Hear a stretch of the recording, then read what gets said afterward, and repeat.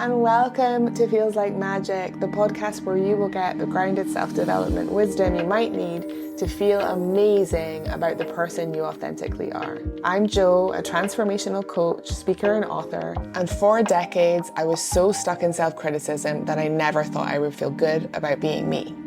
Now I inhabit a new reality, one where I care way less about what other people think. I'm willing to show up as the person that I am, and I deepen into self-love and acceptance every single day. Honestly, it feels like magic.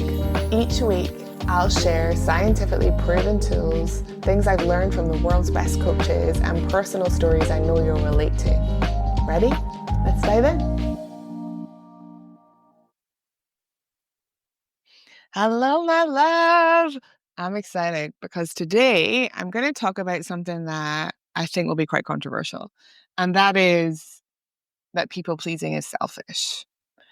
And this may be really triggering for you, particularly if you wear your badge of I am a people pleaser, like a badge of honor, and make it mean that you're a good person. And I'm going to just put that out here now because it's very important to recognize what it is we do that can be unhelpful.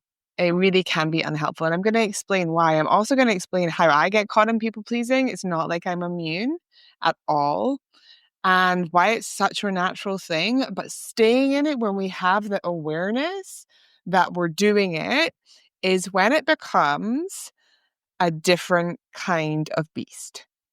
And this is the same pattern that I really see with perfectionism as well. There are so many incredible women I know that are just like, well, I'm just a perfectionist. Like, I'm just doing it because I have to. That kind of energetic. And the truth is, perfectionism is a choice. People pleasing is a choice, especially when we have an awareness around the fact that we do it. We cannot intervene in a world that we cannot see, but as soon as we know what is happening in the world, then we can. And we really have to own that. So let me unpack this a little bit for you. And I want to tell you why I think it's so important. I know that I personally have spent many, many hours of my life that I will never get back in situations because I've been pleasing people. So I remember sitting in workshops with certain teachers that I actually really loved as humans, but the workshops made me feel depressed and down and sad. And I would come out of each one feeling deflated. But instead of just saying, hey, actually, this isn't for me, this is not what I need, this energy isn't good for my business, I just sat there and smiled like the good girl. And every single time I would come out, I would think, oh my gosh, I'm so glad that's over. But like, this is not working. Now, if I could have moved through my people pleaser there, it would have been so much more effective and actually probably supportive for them to get that feedback instead of just the smile and nod and everything is fine. It's the same thing with restaurants. So I use this example a lot with women that I work with. It's like the phrase, I don't mind, is not particularly supportive. And this is something that I've really had to train myself out of it. Because to be honest, sometimes I genuinely don't mind, but a lot of the time that I say that, I'm just avoiding taking responsibility. I'm avoiding actually putting myself out on the line because I used to have this thing that felt very uncomfortable, which sounds so silly, but whenever something is real, it's real for us, where I would be really worried that if I chose a restaurant, other people weren't going to like it. And it was real because I had such a deep wound around being different. So everything I thought that would make me feel different, I would try and avoid, right? And it's such an interesting thing. So I don't mind actually doesn't serve anyone. Take a stance. Take a stance. One way or another. And another really beautiful example here is social media. If I am a people pleaser and I'm also a business owner and I'm also a coach and I have so many, I'm just describing myself here. I have so many like really incredible, fierce opinions, but some of these opinions and realizations and breakthroughs are going to offend some people. They just are, right? Like they absolutely are. If I don't speak my truth and if I censor myself in case Sally over there it has a sensitive inner child and is triggered about me talking about healing your inner child, or if I don't put anything out about body shame because I'm too concerned that Ruby that I met at this event might take it personally or think it's about her, right? These are the things that go on in our heads. If I do that, then what happens? You get a watered down version of something that isn't even real. And one of the biggest gifts of being a coach is that you have to leave your people pleaser to the side. Because as a coach, you've got to tell people, beautiful, gorgeous clients, the truth. You can't just tell them what their friends would say because that's not going to move them forward. They need the medicine. They need to be able to see what they are doing and how it's playing out and how it's damaging their life and what the other choices are in order to make new choices. Now, if I hide all that and I just kind of tie it up in some kind of bow that I call mindset or whatever, and I don't actually go to the thing that's actually going to support someone, then I am copping out not only on myself, but on the people that I say I serve. And in this example, I am also denying these incredible people the opportunity to go and look at things for themselves and have their breakthroughs, have their moments where they're like, I was triggered by this because of X, Y, and Z. Oh my goodness, I'm still thinking it's like that. Or they just get to reflect on who they spend time with. They get to reflect on being a yes to something or a no to something. We're so afraid at times that people will reject us, that we don't let ourselves really be in the world in our fullness. And the truth is, I'm not for everyone at all. I remember when I was a teacher, then somebody saying to me, 80% of these children, they won't care about you. But 20%, those 20% of kids will resonate with you. They'll learn something from you. They'll really take something that changes their lives forever. And this is really similar to life. We don't have to be for everyone. We absolutely don't have to be for everyone. But who we are for, we want to be fully for by being fully in our truth, actually saying the things that matter to us. And this doesn't matter where it is. It could be in relationship, it could be at work, it could be in your friendship circles. All of it is a playground for looking at where am I in fear of judgment from other people, and where am I changing my behavior based upon that fear, right? And this is social media, but let's take that into life. Let's take that into having dinner with your friends. I remember a client of mine once saying to me that she thought that she was boring. This actually happened with a couple of people that have been in my space over the years. And usually when we dig into that, it's because you're not fully being yourself. And so the things that you say are boring to you because you're like, this isn't the truth. What I want to say is that I'm scared. What I want to say is that I don't have it all worked out. What I want to say is that I just said yes to something at work that I really don't want to take on. And they're being a version of themselves that they think that their friends want. They want to hear about how amazing their family is and what's happening with their job. But your friends are also really there to hold you. Good friends are. And they'll hold you in the mess. They'll hold you in not having it all figured out. They'll hold you in, I don't got this right now. Or this doesn't feel good and I don't know why and I don't know what I'm going to do. But when we're really in our people pleaser, we don't let that out. We don't let that shine. We don't let that breathe. And this is a really important point, my darling, because for us to be fully expressed in the world is such a gift. It is such a gift to everyone else. When you're fully raw and vulnerable with your friends, they feel like they can do that more too. And yes, something in them may get triggered, but I want to share this. Triggers are not a bad thing. Triggers are something being revealed to you that is an area of growth. Okay, so whenever I get triggered now, I'm like, okay, what do I need to look at here in order to clear it? What do I need to look at here in order to heal from whatever has happened in the past? What am I believing about myself in this situation? And if we go through life expecting to never get triggered, we're not living. We're really, really not living. So I want to know if this lands for you, this idea that people pleasing actually as a pattern is incredibly selfish because you don't have to be fully yourself. And if you're not fully yourself, the world doesn't see you. And that's why it's selfish. You don't put the posts out, you don't start the business, you aren't yourself, family occasions or friend occasions. You're just so stuck in the pattern of referring to everybody else and trying to be who you think they want. And this is another important piece. Sometimes people don't know what they want.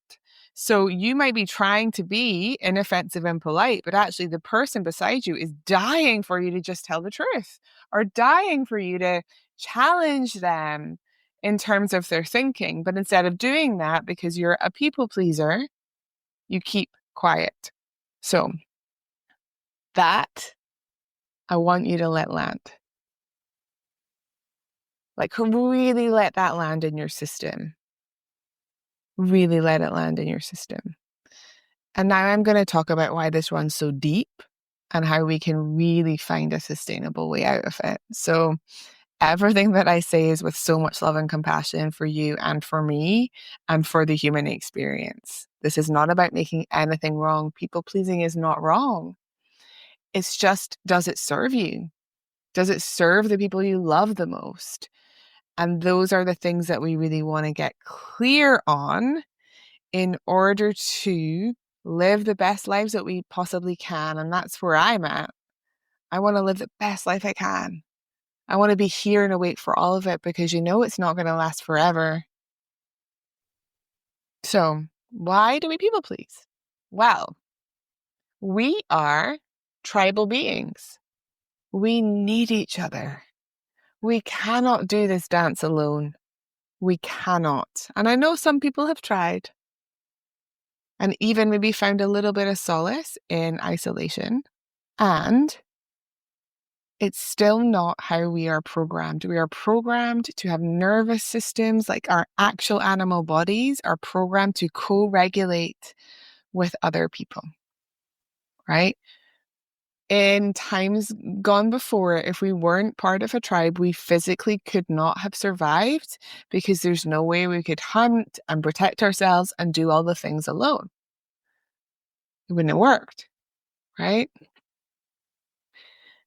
And this is a really significant piece to let land because, again, like we can be so judgmental of our behaviors and like, this is right and this is wrong. But what we actually want to do is be like, okay, hold on. Got it. Interesting. Okay, so I understand why I actually people please. I people please because I want to be part of something. I people please because I'm wired for belonging. And the thing is that when we contort ourselves and again do what we think other people want us to do without actually even knowing if it's what they desire from us and denying them the opportunity to fully see us, we think that we are helping ourselves subconsciously. Subconsciously, we think that we are doing our bit to stay in the tribe. And my favorite word, and that is a flawed idea now.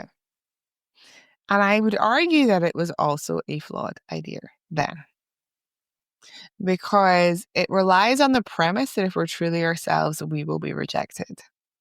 That's the premise. That's what's happening underneath that idea. If I'm truly myself, I'll be rejected. If I don't fit into this role of wife or mother or daughter or whatever the thing is, I'm going to be rejected. People are going to be disappointed in me.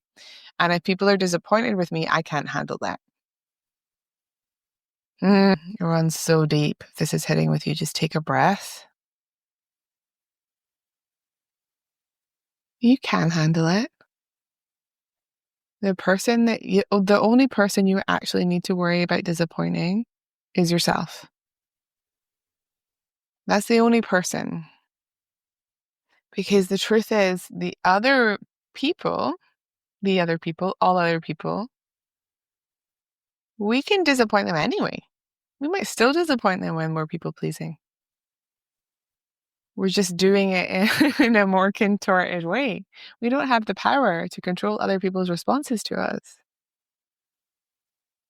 Again, let that land. We don't have that power.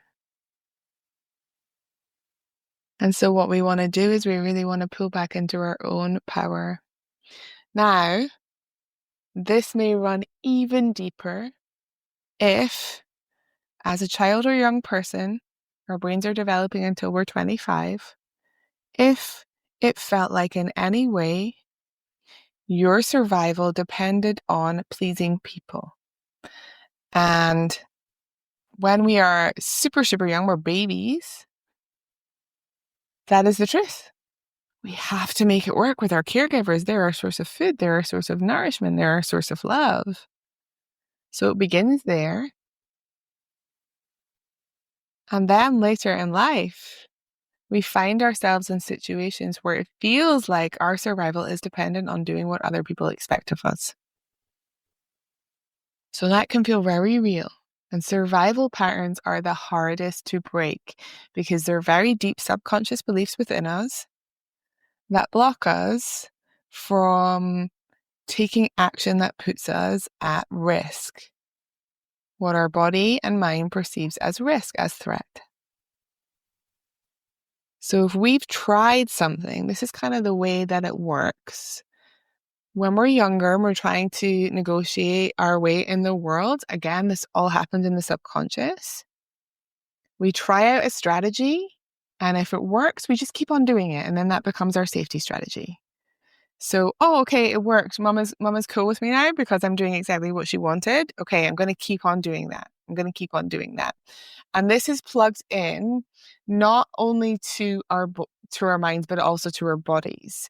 And that's why it can feel incredibly uncomfortable in our nervous system and in our body when we take an action that is not a people-pleasing action, right?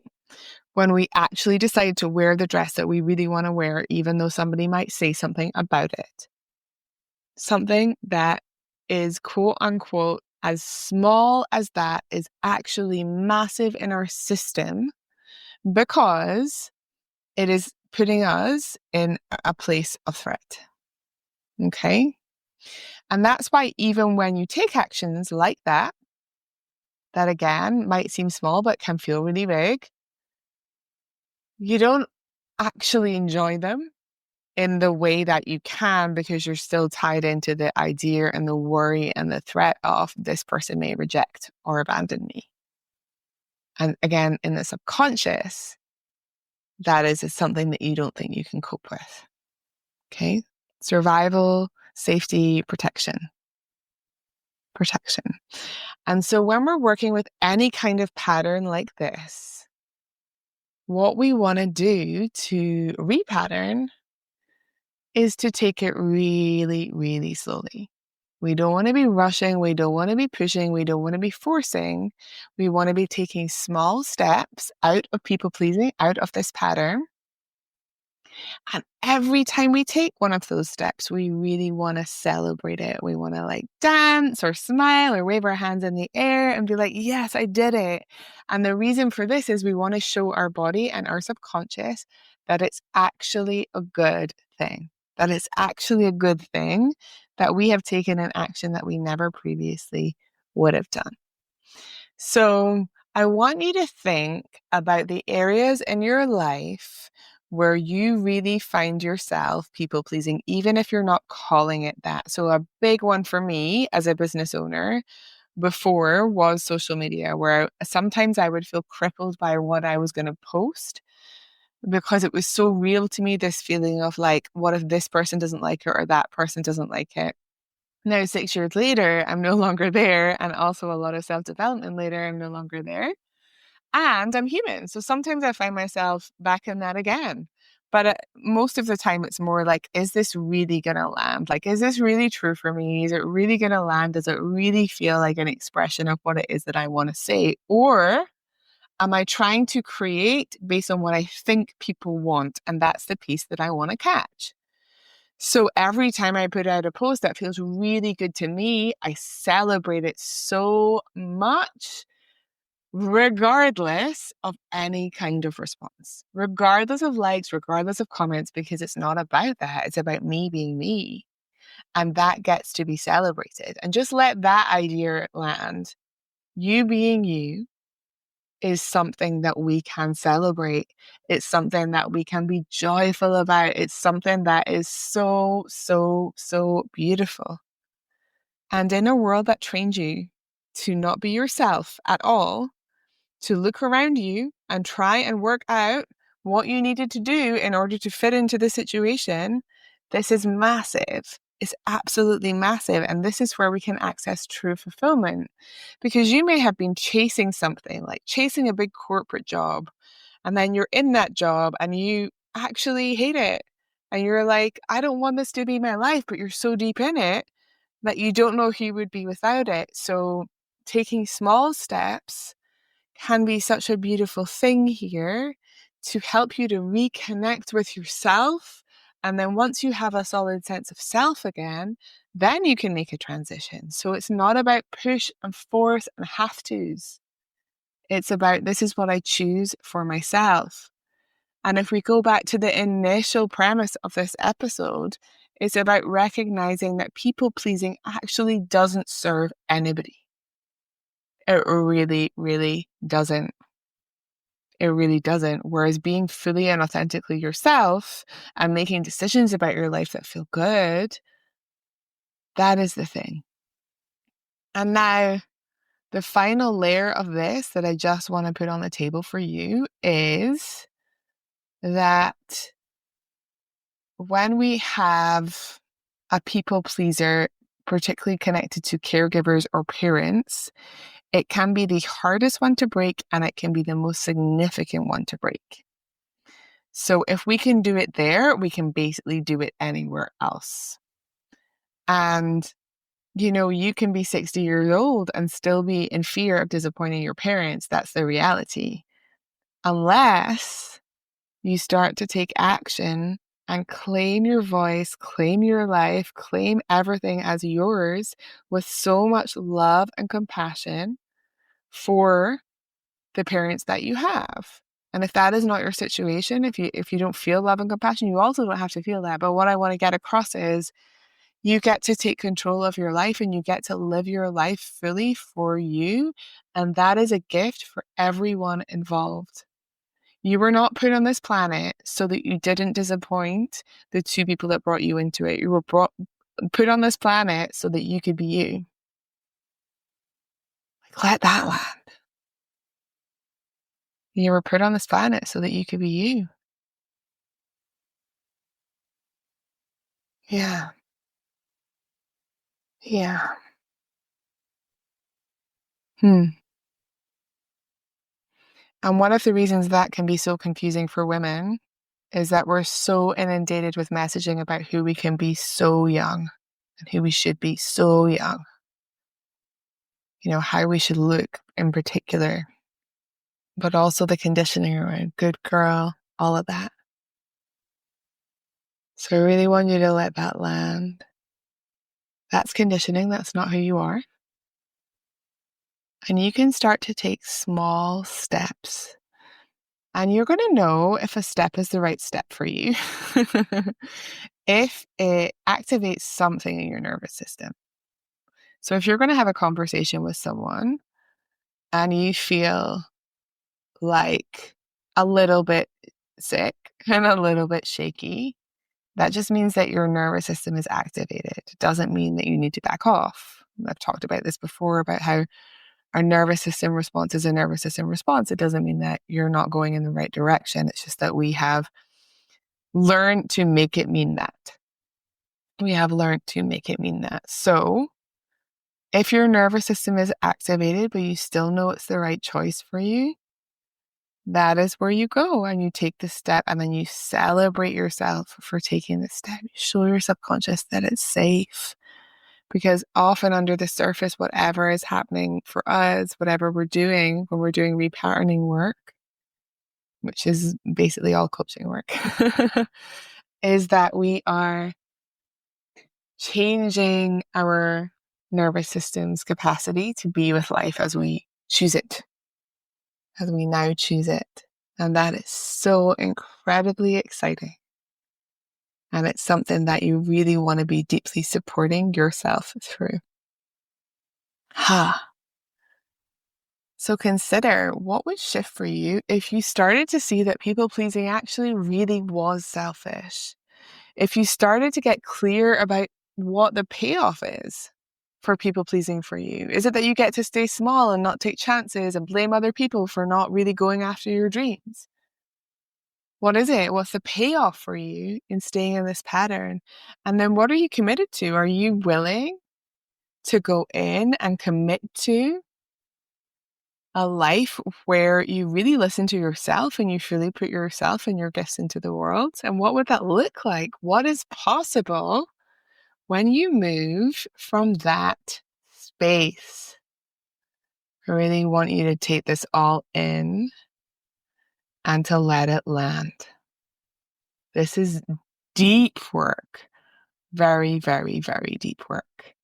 And if you're listening to this and you made it all the way to the end, I am so, so, so proud of you. And a final note on this is that quite a lot of people think that when they move out of people pleasing, it needs to be with a kind of like, well, F you energy, like I'm going to do whatever I want. And that is not the case. You can still be incredibly respectful, compassionate, loving, like even more so to the people around you. You can, darling.